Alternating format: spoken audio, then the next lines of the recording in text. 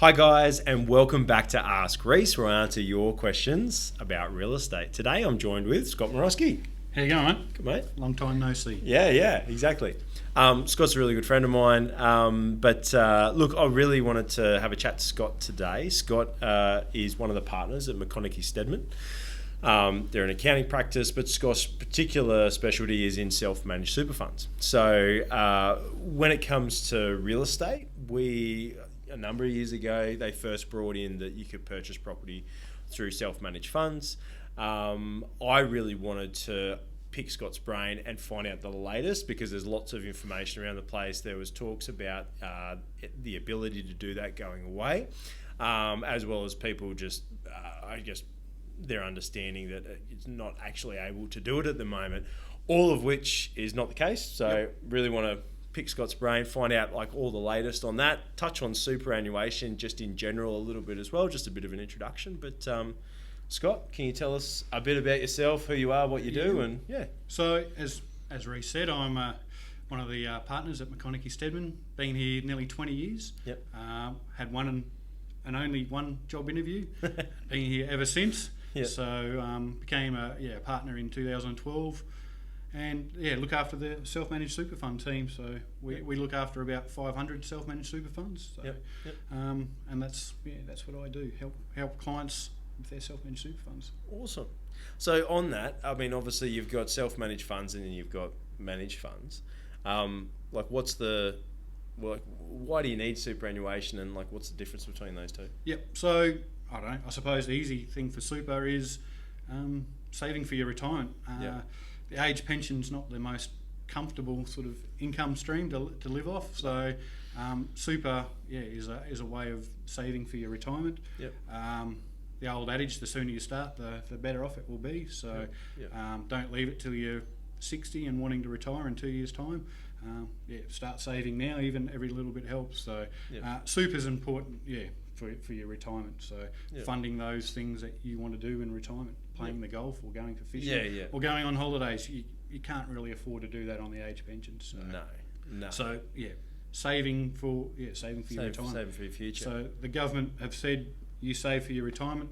We'll give you a tax effective vehicle to save for your retirement. So that's super. Your specialty is self-managed funds. Mm-hmm. Just quickly, like, what's the difference between a managed fund and self-managed fund, just for someone who's not sure? So, as the name sort of suggests, self-managed super is still a superannuation, but the people who are are members of the fund are the ones that are controlling and managing the superannuation investments. So, you have a retail industry fund. You don't really dictate how your money is invested. Yep. You might be able to say, I want a balanced fund or a growth fund, but that's pretty much the extent of your investment choices. Yep. A self-managed super fund, you can choose what shares you want to invest in, what bank accounts you want to have, what property you want to invest in, whether that's residential, commercial. That's your choice. You've just got a lot more choice. Yeah, and that's probably the key thing for a self-managed super fund is you have that control and choice as to where you're investing. So that's the main benefit of a self-managed super fund. Yeah, right. And like in terms of super, and I mean this could be obviously you're self-managed, but it could be managed fund anyway. Like what makes good superannuation, or like a good superannuation plan, or like what makes a good fund, I suppose? So at the end of the day, we've got a long-term investment strategy. So choosing good long-term investments that will provide good income growth for that longer term. So I suppose that's And when you said there, obviously you talked about shares and things like that. So having a diverse portfolio. Look, at the end of the day, in a perfect world, we'd have a balanced portfolio, diversified portfolio, which consists of shares, international, Australian shares, cash, whether that's sitting in the bank, term deposit, or some other sort of fixed interest, a property portfolio as well.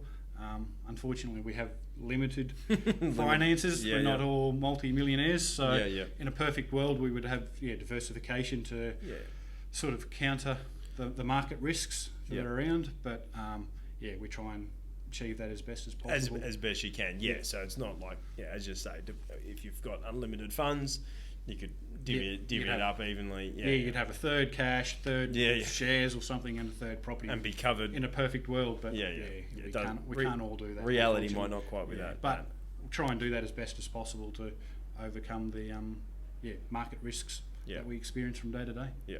So probably the main thing that I really want to kind of dive into, and we were chatting about it just before, is really just getting a better understanding of how you can, if you've got a self-managed fund or you're looking at setting up a self-managed fund, how to invest in property and utilise property investment to do that. So what's the, I guess, what is someone who's considering that? What do they need to know? Like, where do they start? So probably, firstly, a self-managed super fund, as I said before, is you're the people looking after the super money in there. Yep. I suppose the technical term is you're the trustee looking after that money. Yep. It's not just yourself. You can have up to three other people, so four members within the fund. So you can have husband, wife, and wife. I have my fund with my wife, and we pool our money together. We don't keep it separate. She doesn't say that's my money and that's your money. It's all pooled together, just like a big retail fund. It's all pooled together, and you can invest from that point of view. Okay. So all the money goes in together. You can have husband, wife. You can have children. You can have friends there. Yep. You can have four members in that self-managed super fund. Four's the max. Four's the max at the moment. There was talk about 6, but that doesn't seem to be going anywhere at the moment. So 4 members at the moment. They've all got to be trustees, so they've all got to have a say, and all got to be responsible for the investment decisions of the fund. So whether one person's got $1 million and the other one's got $1,000, at the end of the day, they should all still be involved in the day-to-day the decision making, the running of the fund. So everyone's got to be involved. In the day-to-day investment decisions and the running of the fund. They're all responsible for the running of the fund. So so that's the big thing, is the control and choice of the fund. So when you're looking to set it up, it's being aware of that from the start. So at the end of the day, the government sees self-managed super funds no different from a big retail or industry fund. They've got the same responsibilities of looking after the members, which just happens to be yourself. But at the end of the day, you've got to look after the members' retirement benefits for when they retire. So that's the main the main part in terms of like setting it up initially and having a good understanding of that. So now that we've done that, so we've got our members in there. What's the in terms of property? So like recently we've had I've had discussions around people who've thought that you've been able to buy property in super previously, for whatever reason you haven't been able to, or that you can't now, which is not correct. We chatted a little bit around election time that there was talk of the ability to purchase property in super funds being taken away, which didn't happen with the change of government. So what's the, if you're considering, you've got your self-managed fund, you want to invest in property, where to next for you? Like, what's the ideal property? Or So at the end of the day, for me, the ideal property is no different from what you would invest outside. Super is just an investment vehicle that is concessionally taxed, so it's a good place to have property, both for income and for capital gains. But at the end of the day, the super fund can invest in residential property, commercial property, farming property.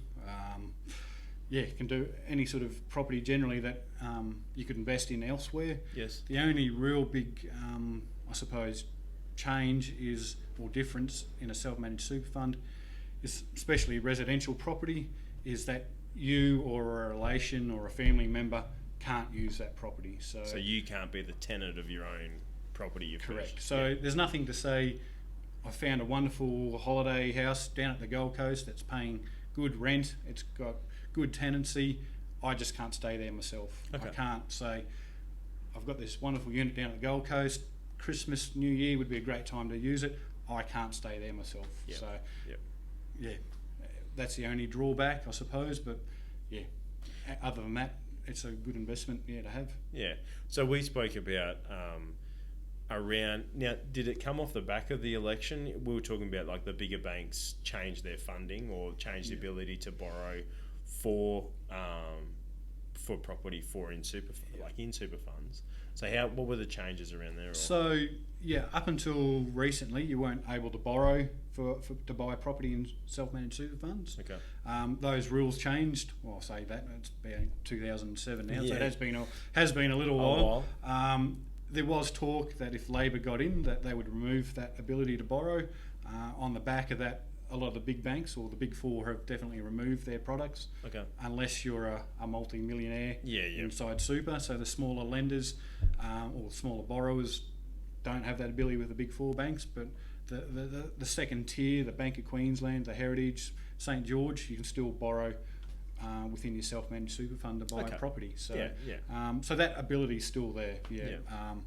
Unlike a normal loan though, the banks will generally require a smaller LVR, so around a 60 to 70% lend. Larger LVR. Sorry, a larger LVR. Sorry, So, but that being the case, you should have money already sort of saved up in super. Yeah. So your employer's putting in your 9.5%, and you may be topping that up. So you should have a good little nest egg there already to use as your. So in that instance there, so we're talking about 60-40 LVR. So you got to put 40% into the purchase when you're doing your lend. You should have a decent amount in your super fund that you can use to do that. Yeah, correct. Yeah, so you might be with a retail or industry fund. You set up your self-managed super fund. Yep. You write to those funds and say, I've set up my self-managed super fund. Roll your super over. Transfer my money over. You get a nice little check. Yep. Which is always nice to hold for 10 seconds. And then you put it in the bank account of the self-managed super fund, and then your decision is how or where I'm going to invest this. Yep. So whether I said before, cash, shares, or property. If it's property, do I have enough to buy that property outright, or do I need to go to the bank and get some extra funding to do that? Yep. So as I said, Labor were looking at getting rid of that after the election.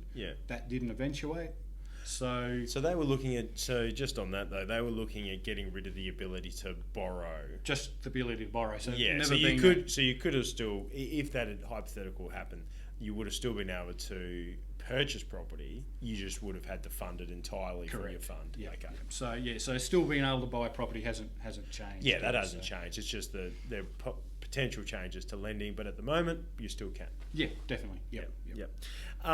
Now we chatted a little bit about I guess the mechanics of it behind the scene, like what properties are your best properties, and I think in terms of super is a long-term strategy. Definitely, yep. You're waiting till retirement, so 60, 65 plus. Yeah, it's not a short-term investment that we're looking. So based on that, and because what I was trying to ascertain is, okay, well, what sort of property should you be looking at? And really, when it boils down to it, a property that you're going to change substantially, or what was the word? Materially change. Yeah, change a property. So if you were going to extend a property or add a bedroom or something like that, it's really not suitable for that, or you'd have to fund it externally. Yeah, exactly. So our recommendation to clients is always something that's doesn't require too much renovations, maybe a lick of paint and new floor coverings, maybe a new bathroom, kitchen at best, but the ideal residential property we're talking about here for a self-managed super fund is something that we can move tenants straight into, get some income and long-term growth. So buying something that's in as good a condition as possible. If you need to do things, I mean, bear in mind we're thinking a long-term strategy here. If you need to do things down the track, that's fine. You can fund them from like if it's replacing carpets or repairs, you can use the fund to do that. But buying something that's, you're trying to flip or increase value in a short period of time, it's not the right vehicle for that. No, unless you've got technical or abilities to be able to do that sort of stuff. But if you're just looking for a normal investment property, then something that, as I said before, you can move straight into. Not us, but tenant can move straight into is probably the ideal property. You will still have the rent coming in, which should cover rates, insurance, other repairs, and all that sort of stuff. But longer term, hopefully that rent is building up, you've got your other contributions coming in from your employer or from yourself, and you're building up a bit of a nest egg so you can buy another property or diversify into shares or something else is the ideal strategy that we look for with our clients. And with the so with the rent coming in and and obviously with the higher LVR, the property is a standalone. It should be positively geared. You shouldn't be having to contribute money to prop it up as an investment. No, in an ideal world, you shouldn't have to be affecting your personal cash flow. As you said, the rent on the property should be funding any borrowing, so principal and interest. Yeah. There is contributions coming in, but most of the banks don't like to count that. They like the property to stand on its own legs. So the bank can only take security over that property. They can't. You can't offer up any other security, so it's just that property. Yeah. All other investments of the super fund are protected from the bank, so they can't touch other things. Go and help themselves to different things if something happens. Yeah. So it's called a limited recourse borrowing arrangement. So the security is limited to that particular property. So and on that limited recourse arrangement, because that was one of my other questions, is that if you've built up good equity in the property, can you then use that to then borrow again? The answer is no, you can't. Unfortunately, not. So that property can stay in there, but then if you want to go and borrow for another property, you need to build up that nest egg. You have to have accumulated funds in the super fund. Yeah, so it might be a question of, do I pay that loan back as quick as possible, or do I sort of slow it down a bit and build up another nest egg so I can go and buy another property? So you can have multiple borrowings at one time. But they can't be. You can't cross secure, cross collateral. Those sort of things. So only that property can always be used as security, which is probably the big change from borrowing outside of super. Yeah, exactly, and hence my question, because I think it's always obviously in an investment strategy outside of a super fund, if you're building up equity or and that was my question around increasing value in a short period of time. It's not really a benefit to it within this investment vehicle as such. No, not at all. No. Now, we also touched on, not to go too far down that path, but commercial properties as well. So in terms of if you've got a business, that was a good example. So, unlike residential property where I said you can't stay in it, you can't rent it out to family members or to related parties, commercial property, there's special rules where you can use it in your own business. So you can buy an office site, and you can run your own business from there. You've got to pay market rent, so you need to find a real estate agent to say, this is what this is what you should be paying. Yeah, this is what you should be paying, and that's what you need to pay into the super fund. At the end of the day, the business can claim a tax deduction for that. It's still rent for operating your business. The super fund will pay some tax on that because it's income, but at the end of the day, you're going to be the best tenant for that office complex. You're going to look after it because it's yours. It's your superannuation at the end of the day. Yep. But it's a good strategy if you do have extra funds built up to potentially consider a business property and using it within your own business structure. So there's really it's been a really good conversation, because for myself, I don't have a self-managed super fund. I have a industry or a managed fund, and it's been really good to kind of just find out the ins and outs. I mean, obviously, I do property day in, day out. We do investment properties. But it's just really good to get that kind of understanding, because it's honestly, I'm pretty excited for my own purposes, let alone someone else. So again, a self-managed super fund, if you've got a expertise in a particular area, like Rhyce has got in property, well then he may be able to use, or you may be able to use your super to put to good use and utilise those skills potentially into property. Someone else might have expertise in shares. And that's where that's where their specialty is, so they understand that exactly. So that's the main benefit of a self-managed super fund, is having that choice and control. Whether it's property or not. It's if you've got a specialty in there or an understanding there that you can use that. And I think, as you say, like when it all boils down to it, self-managed is this purely you've got the choice. You can steer the ship. You're not you're not just reliant on what someone else's decision is around what's best for your investment. Exactly. In saying that, self-managers aren't for everybody. No.